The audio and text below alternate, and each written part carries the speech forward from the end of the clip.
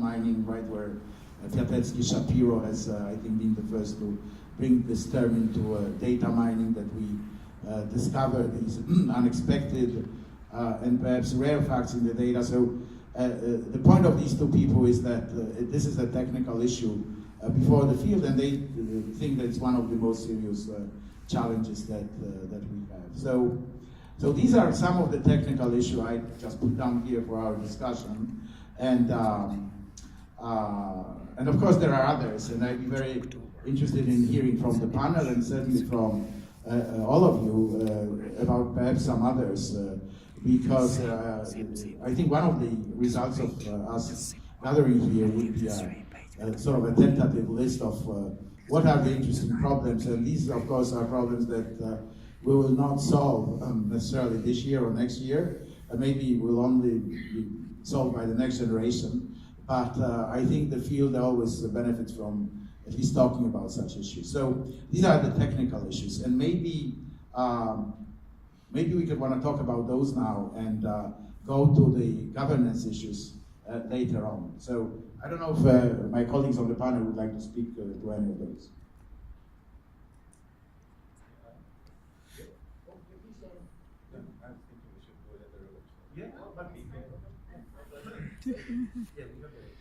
Okay, sure. So we will talk this topic, each topic individually. Okay, sure. So first, I like to talk about this the importance of how to interpret the model based on my almost 20 years at AT&T. And I think this the rule is if you develop something for your customer, you have to be able to interpret the model. And we actually human beings only accept what they can understand. If you build, it's not like you write a paper. You all write a paper for this kind of professional people. They know what they talk about, this fancy model for publication. But in industry, you need to deal with this marketing people, this engineering people. They're not data scientists. They are not statisticians. They don't know what is HMM. They don't know what's deep learning. You just say, okay, I just developed this deep learning with multiple layers, multiple nodes, and then there's a result. Take it. Nobody gonna take it. So you need to explain to them, so why I could get this result, why this is variables is important, and how to adjust my method is good or not. See, they don't believe this fancy, this black box. You see, okay, this is my black box. You give this input and then you take the output. That's not the way how it works in industry. So this how to interpret the model is really important. And I know there is no good rules to measure is your model is interpretable or not. And we know some algorithm, just like a decision tree, is kind of straightforward. You know they have different variables input, which one's been picked, which feature been selected. It's straightforward, you know what's the result and how do you get these features. But for neural nets, for the early age neural nets, and even for the current this deep learning, is all have this kind of black box issue. So we always see neural nets we used actually internally as the cross-validation. We will not sell customer this neural nets deep learning, this black box. So that is my point from this how important of this to interpret the model.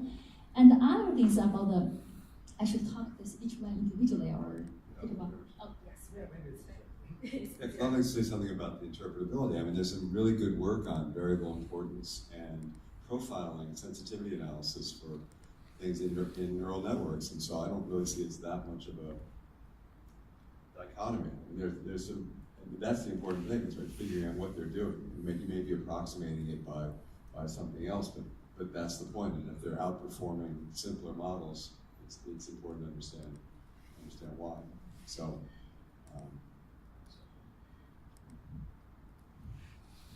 Yeah, I agree with that. One of my colleagues, he got his PhD in computer science extracting rules from a neural network, a feed-forward neural network. I have a couple general points in here. Now, one of, so kind of expanding on that, so obviously, we should be able to explain it to the end user, because if they don't understand, they will not use it, and then a model is useless if nobody uses it. But I also feel that things are not so black and white. That, for example, let's say you have a support vector machine, now. So a lot of people will say this is very opaque or something, but not really. If you actually go and look at what are the support vectors, and if it's a class imbalance problem, there are 500 frauds and 20 million non-frauds, and you see only 40% of the frauds are actually the support vectors, and very small percent of the non-frauds are. Well, we can go look at that and see if in our nominal space where we started, is there some similarity, or at least we can explain it.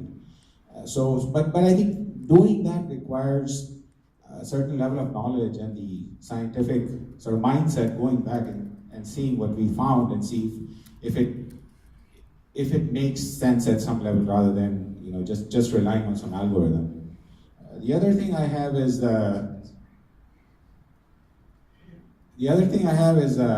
this is something statisticians have known for a long time, and that is about when people build a model, what should go into the model. And I was talking to Longbin yesterday. So many times it happens is junior people in my team or they would go ahead and build some sort of a model saying predicting a customer is going to churn or not. And in many cases, let's say 90% of the customers, if you have 90% of the people who ever bought anything from you haven't bought anything in the last 4 years. So they go ahead and do this aggregation and variables, but guess what? You're using last 2 years data, 90% of your whatever you're trying to do, everything is zero, and they're all your targets. So that's pretty dumb design. So I think a big part of model is understanding what it will be used on and building the model on something, that sort of population where it can be used and something can be done on that. So I think that's from the practical sense. I mean, of course, it's not without its challenges, because the client will say, what do you mean you're only scoring 10% of my customer base? You should score them all. But this is a conversation we need to have at the beginning.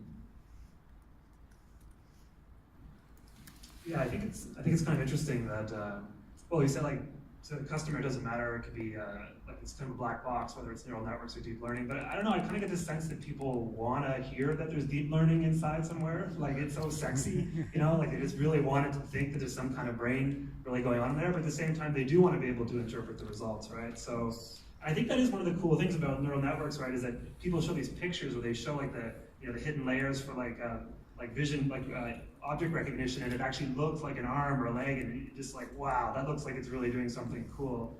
But at the same time, I think it's also interesting, this sort of technical solution, right?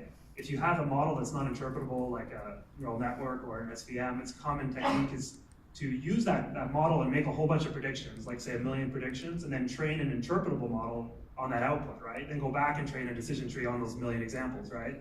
So I think this is kind of an interesting trend, right? Because originally, let's say we use machine learning to, humans would be the one making those decisions, and then we'd say, well, we can't see into their brains, we don't know what's going on, so instead of getting them to make rules, let's just have them make decisions, and then we'll train models on those decisions, right? That's kind of like the initial days of machine learning. And now we're building such complex, uninterpretable, opaque machine learning models that they're like the humans in the loop now. They're the ones making these decisions, that we have to go back and train simpler machine learning models just to understand what these pseudo-humans are actually doing. So I think that's a very interesting kind of trend we're going in, right?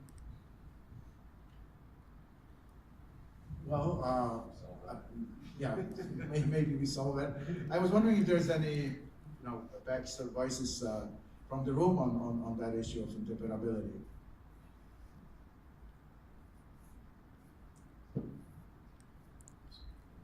All right. Oh, yes. Yeah. Yes, of course. Good. We only have one microphone, Unfortunately, so I'll have to do the running. I can come up. Thank you. Ooh.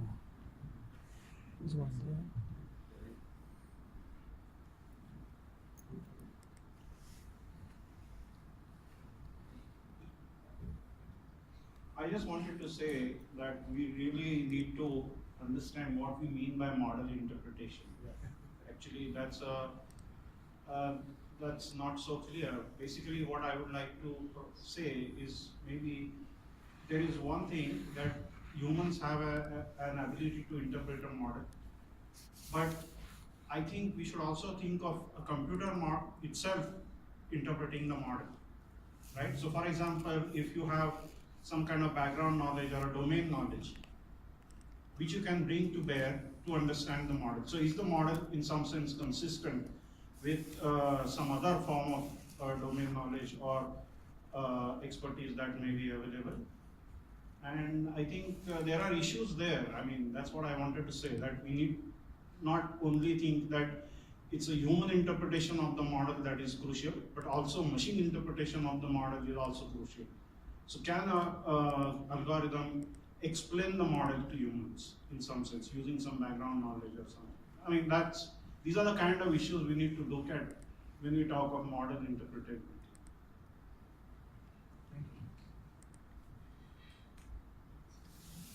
I would like to be maybe a devil's advocate a little bit, but I think that although interpretability is very important for humans maybe to gain more trust into the models, sorry, I think very often we can in fact deal without interpretability as such. So I would argue that in many domains, models don't need to be interpretable. Like for example, right now there are some very sophisticated models that people are trying to build based on neural networks to drive cars. And there, the question is not so much about the model interpretability, but about the model proving and the model robustness, and how much you can trust the model, and how can you bind the model so that it doesn't go into the risk areas. And I think that's also a very interesting field of research, and there you don't really care that much about interpretability, and there may be some more automated machine learning tools can also do a nice work. So. Oh, yes, thank you. Very interesting. Anybody else there? Yeah, there's somebody in the back.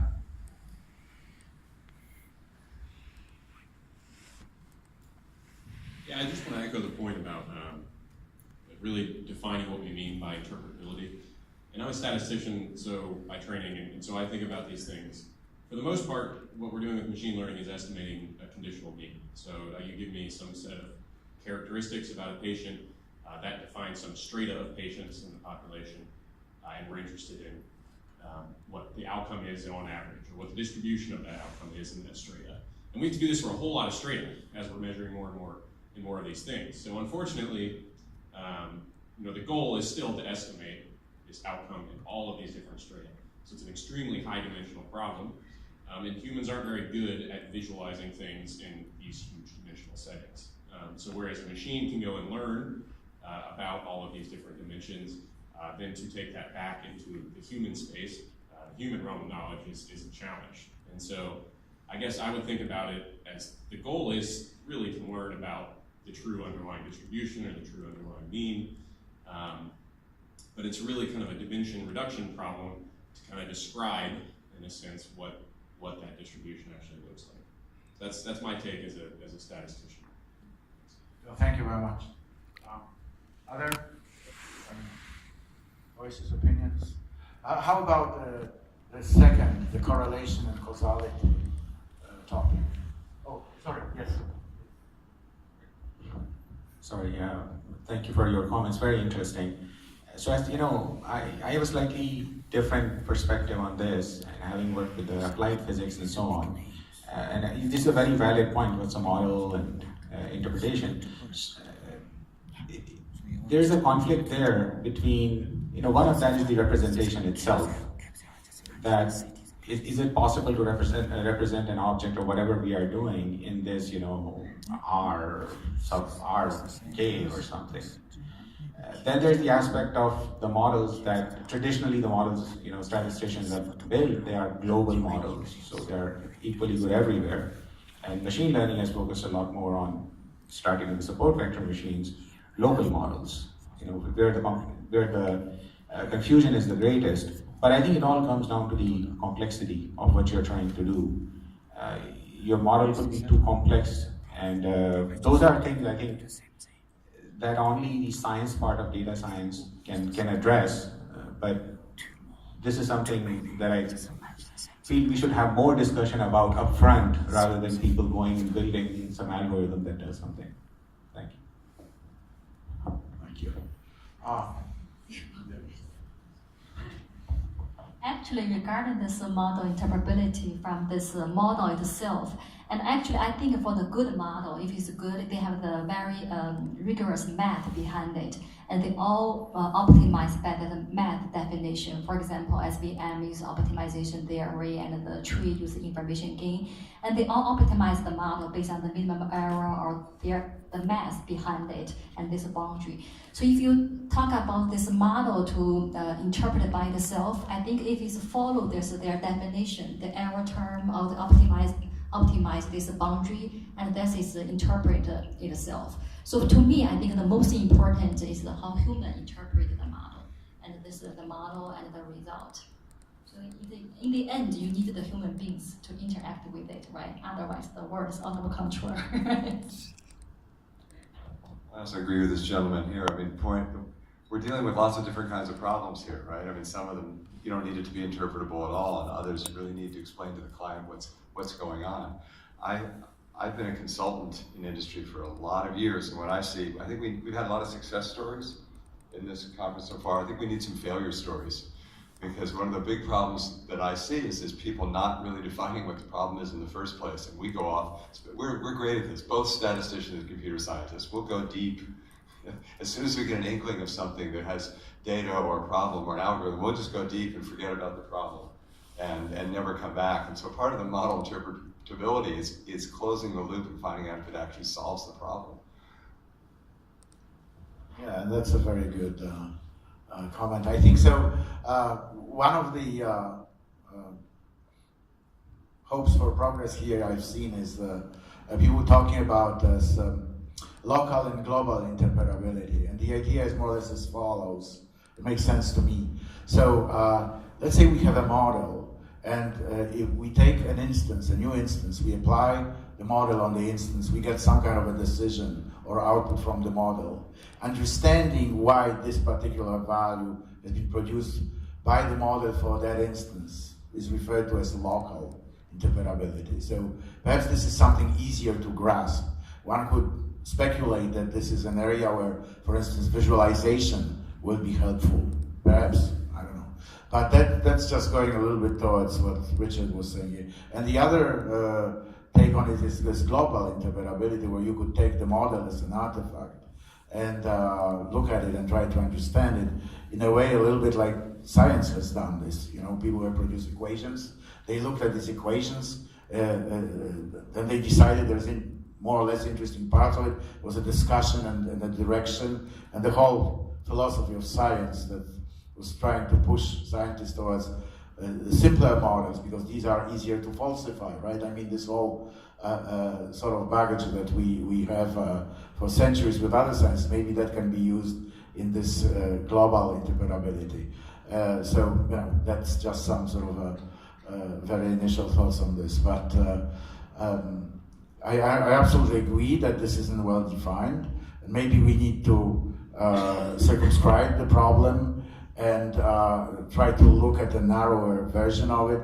But going in that direction, and I think especially for the younger people here in the crowd, thinking about it in terms of their thesis and their research, I think would be extremely promising. Yeah, maybe a little bit of a segue into the next one too, on correlation versus causation. I mean, I think I find that for you guys that are applying for jobs and looking for positions, that in my position now too, we've hired so many people. I've gotten to meet a lot of candidates too, and I think one thing that we really look for is people who are you're a computer programmer, but you're also a good scientist, right? And I think we can all be better, right, for sure. But I'm definitely looking for people that that know whether the results are significant or not, right? That can calculate statistical significance, or that do a proper split between training set and held out data, that tune their hyperparameters on the right set, that have sort of a principled approach to what they're doing, and I think formulating the problem in the right way and answering it the right way, I think is very important, right? So I think if you find you're working on one specific area, if you work on lots of different problems, you probably will develop a good strategy for doing this, and you'll have to do it. But just if you're working on one specific problem, don't lose sight of that you're a scientist, and I assume most of you are, maybe some of you are just engineers, I don't know. But that you're actually doing a scientific experiment, and then you need to you can learn from all the other ways of exploring science that have been done in the past, or trying to actually figure out whether something's real causation or correlation. So I think, just as you evolve as a person and as a researcher, like, don't leave the scientific part in the background when you're sort of developing your technical skills, which are also very important. Like what programming language you learn, what machine learning toolkits you use. There's this whole other branch of what I consider, or what people consider, I think, what it means to be a good scientist. That's also very, very important.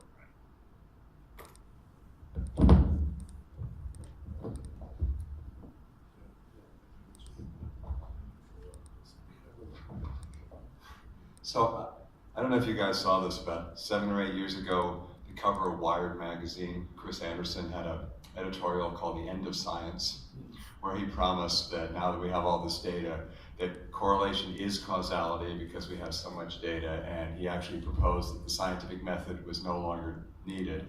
And I spend as much time out in industry telling people that this kind of stuff is just absolute bunk as I do actually doing the work that we're supposed to be doing.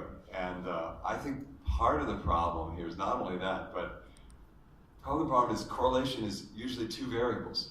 And we live in a complex world, and so unless we're thinking multivariately all the time, and we fall into this trap too, and we have a lot of data, we look at 2 variables at a time. It's hard to look at 10 variables at a time and think about it intelligently, but we need tools that help us do this to remind us that all of these are just models, and you can make great mistakes looking at any 2 variables with tons of data.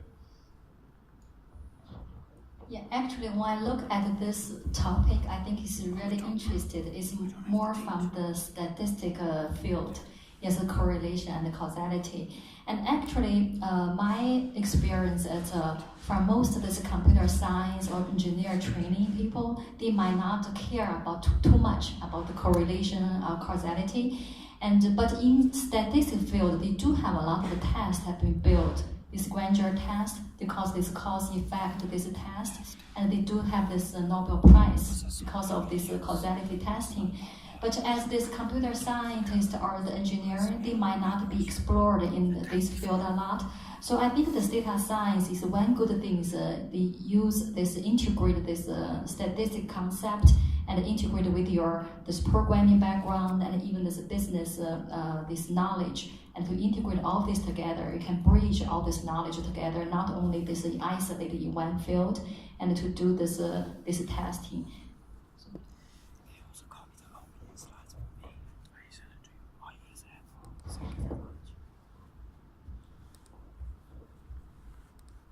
All right, this time we were able to avoid the bump sound. Oh no. So, I'll share. I have a little different sort of perspective again because of the background I have in applied physics. So I have 3 main points. One is that forget just causality and correlation and all of that stuff. That I think the panel has already spoken, and there are a lot of resources. But from a practitioner's point of view, so I'll start with a story. When I started my undergraduate program, and in the very first course we had in physics, there was a quiz, something I was not used to, and I got a 0. My answer was correct, but the professor, it was a relativity problem, and the professor said, compensating errors, and he gave me a 0 for that. So when we are doing this correlation and causality, we need to remain mindful of what could be happening there. Are there compensating errors or some version of Simpson's paradox that we see what we want to see and we say, Eureka. Then, I guess my second point is sort of similar, which is being aware of your own biases. And people talk about type 1 error and so on, but the thing is, if you do a million experiments, something's gonna happen somewhere. Maybe the experiment, the sensor saturated out, ceilinged, floored, whatever, went to the last resolution.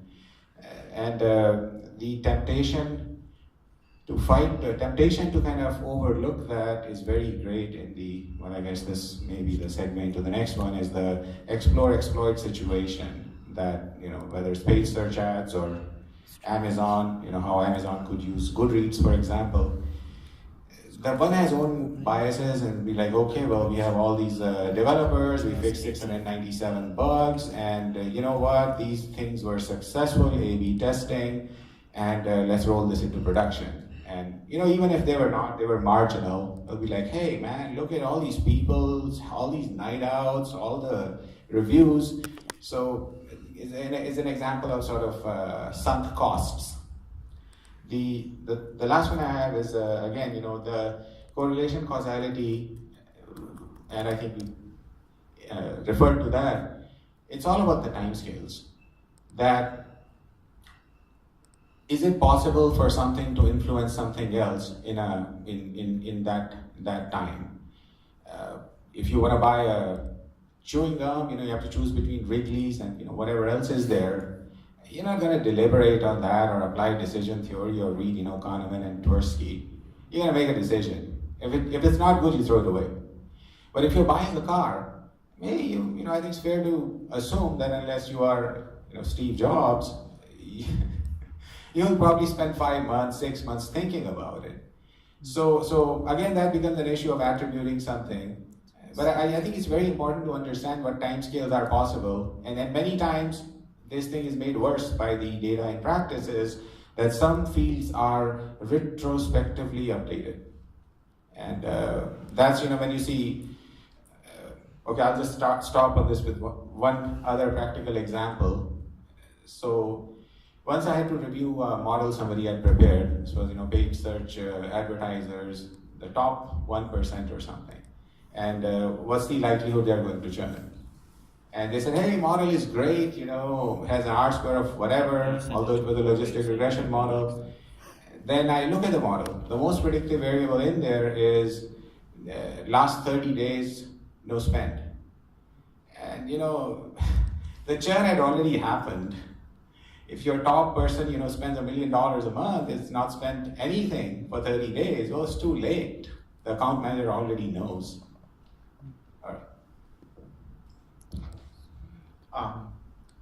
So should we move on? Perhaps we have half an hour left, and maybe we can talk a little bit about these data governance issues. So I put down two here. One, of course, is privacy, and the other is the issue of data ownership. Of course, they're tightly related.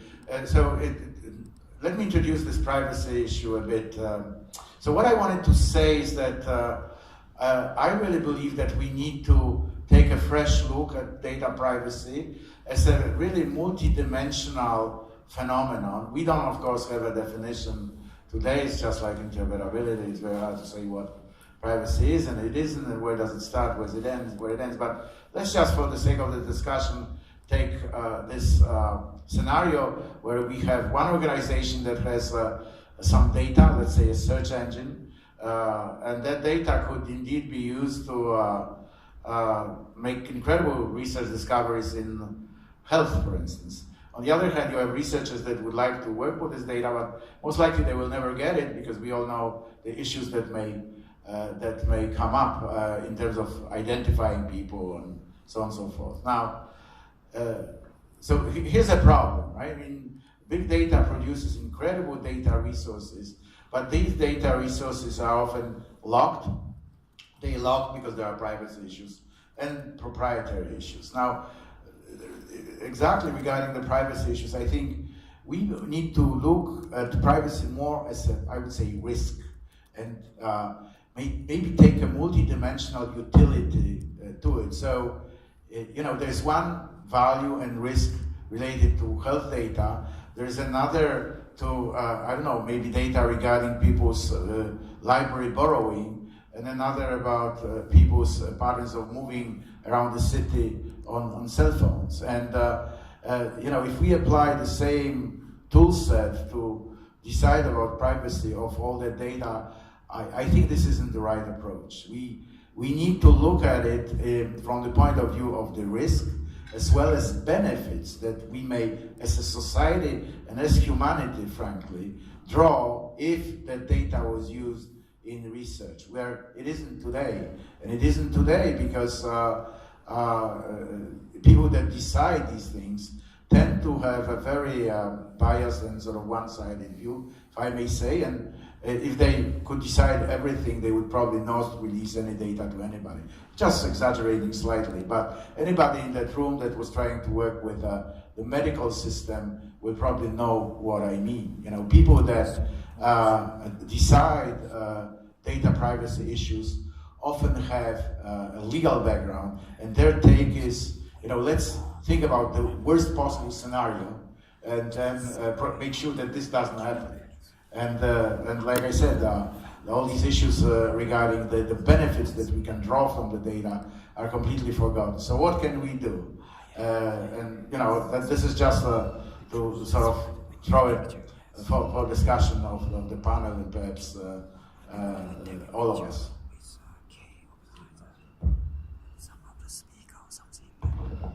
Yeah, private issue actually is a very interesting one, especially for the current big data era.